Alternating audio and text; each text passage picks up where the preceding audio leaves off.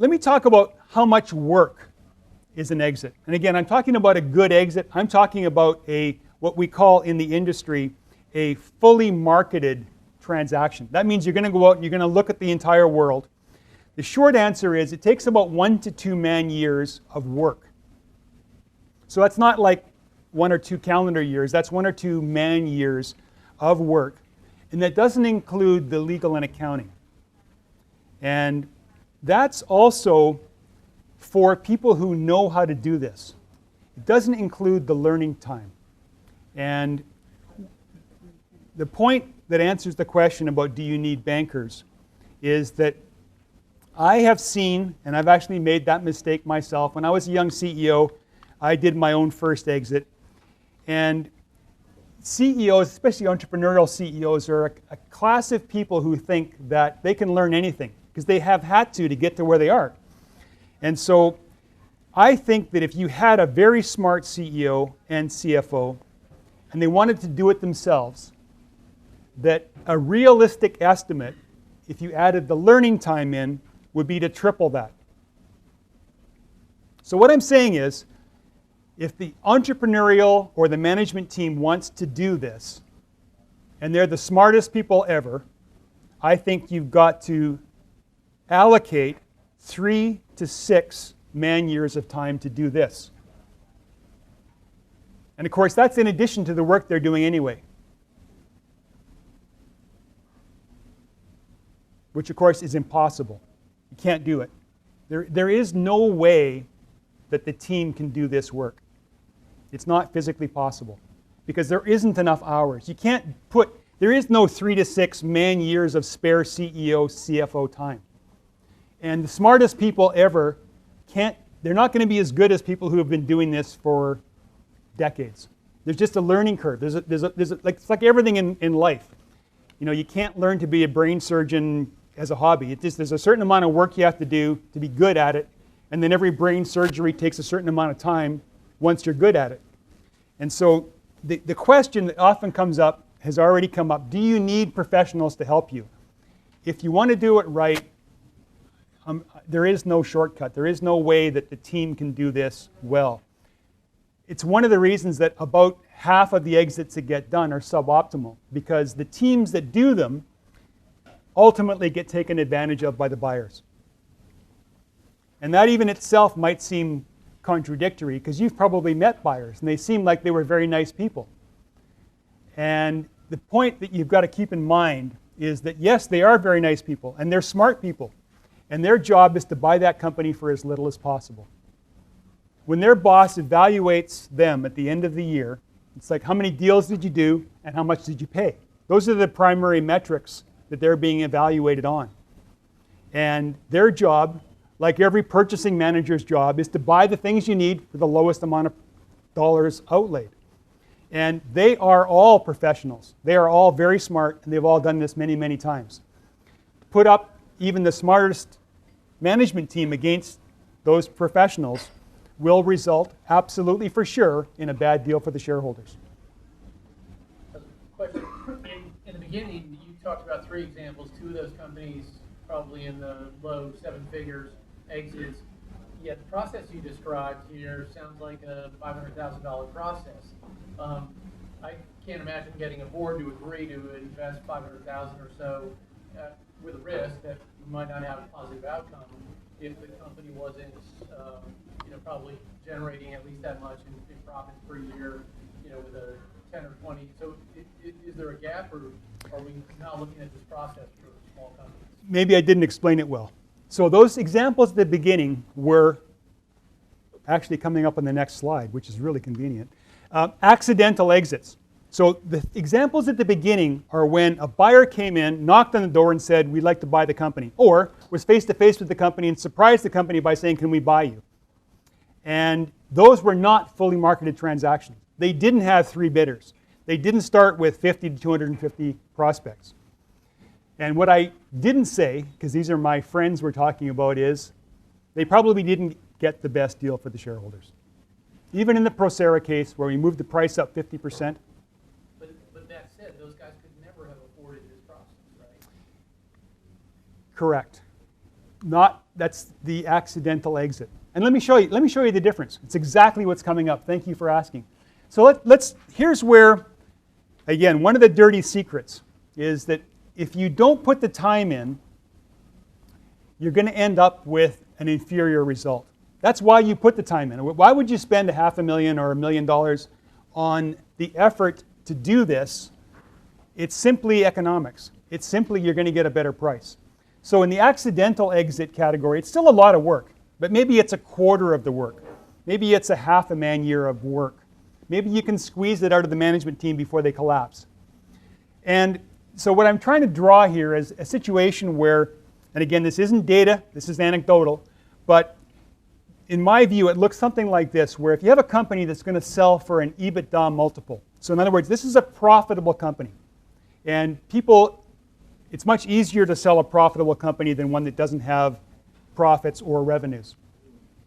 And what I'm trying to show here graphically is that if you put less time in, the result is you're just going to get a lower selling price. You're going to let somebody come in, and they're going to basically take advantage of the shareholders by buying the company for less money, simply because there's no competition. It's just fundamental economics. And a better example, though, is a company that doesn't have revenue or profits, or it doesn't have profits. And in this case, it's amplified. In this situation, like some of the examples we'll talk about at the end, without those financial benchmarks, it's really hard to value a company. It really does become about the strategic value, and it even more becomes about what somebody's willing to pay for it, as you'll see in one of the case studies. And this is where, and this curve is a lot steeper and goes out a lot farther. This is where the effort really makes the difference, is the difference in the price you might get for a company that doesn't have financial benchmarks could be 2, 3, 4 times the price. And so, getting out there, really doing the work to understand the strategic value, really looking through the whole world, really getting it down to those 3, can actually make that much difference between the accidental exit that might only be a quarter or a half a man year's work compared to 1.5 or 2 man years. And eventually, no matter how much work you do, there's just a price you can't get above. In both situations, there's a price, and more work, more buyers, more bidders isn't going to get that price up, because there is a market out there. Even though it may seem mysterious to most people, even though it's not very transparent, there's a market. And there's a maximum price that you can get for any company, no matter how much work and how long you spend. Perhaps, though, an even more important thing to think about is the probability of actually getting a sale done. And this is a hard concept, I admit, but one of the things that is one of the dirty secrets about this process is that a lot of times companies say, we're going to go and get bought, or somebody's coming to buy us. In the vast majority of times, that doesn't actually complete. There are so many things that can go wrong. There are so many serial elements in that chain of events that you have to successfully complete to get that check, that very often it doesn't end up happening. But the impact of it not happening can be catastrophic. The impact of having the CEO, CFO, and often by that point the entire team think we're going to get bought, to put all that effort in, all that to the extent of almost incapacitating that poor CEO, and then have it fail, can be so catastrophic it can actually kill the company. It's hard to describe how much anticipation, anxiety, work goes into this. And so one of the bigger reasons, in my opinion, than the price is just to put enough work in so that the probability gets up to a reasonably high level. Get the probability up to 75, 85%. That once you decide, once you do all that work, once you spend all that money, and then the time is more important than the money, it doesn't end up failing. So you need to have that redundancy. This is simple statistics.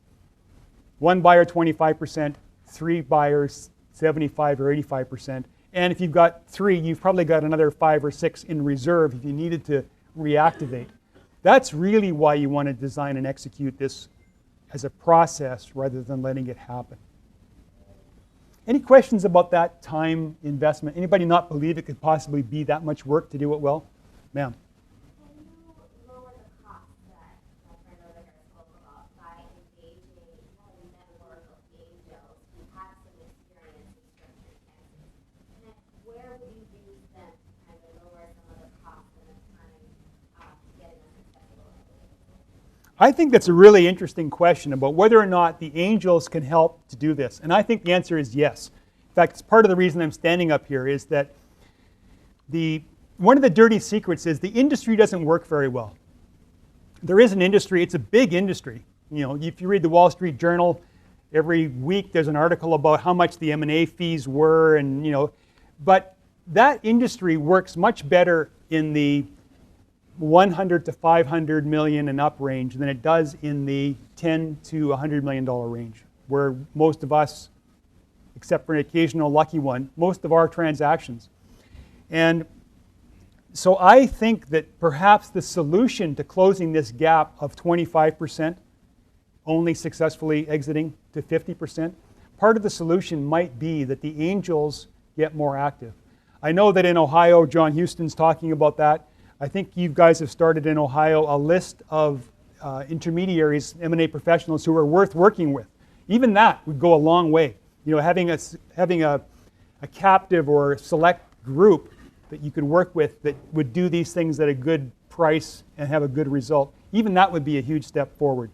And I think if the angels and the M&A professionals could develop a relationship so the angels could do some of the work, maybe not all of the work, that would be welcomed by everybody. Because right now there's not enough professionals to do the work in the market. Question?